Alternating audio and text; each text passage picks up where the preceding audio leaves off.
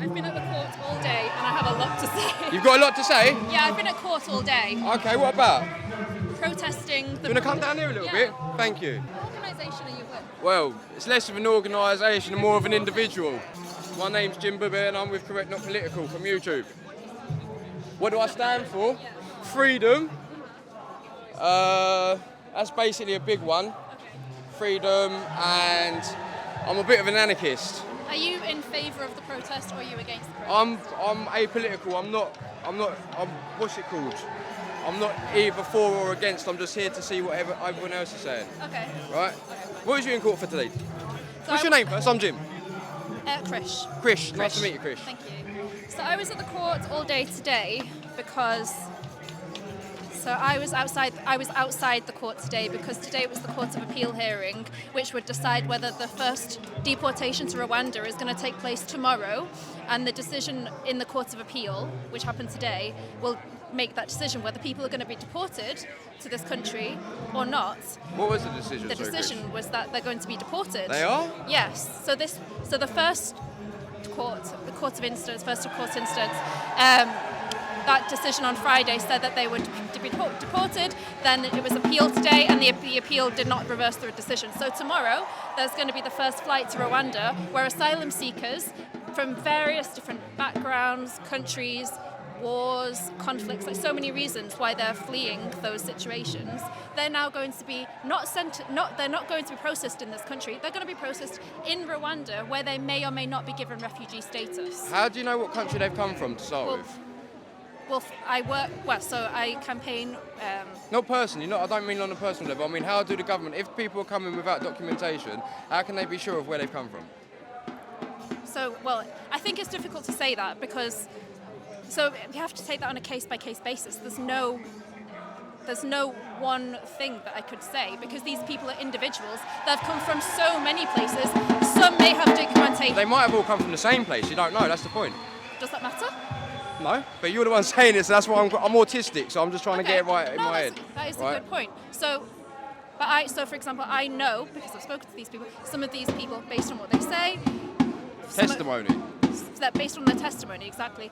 Some come from Iraq, Iran. And people like that are struggling to get here? Well, they are here. They're in detention. Now they're going to Rwanda. Do you understand what I'm saying?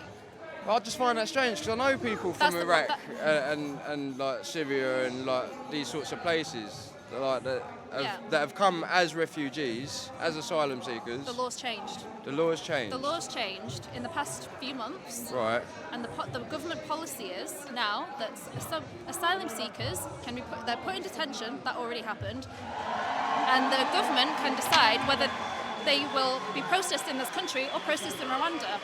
And there's a massive discrepancy based on, we see how people coming from the Ukraine are treated versus people from other countries. Right. We see they look different. So let me get back to that then. So what does detention actually mean?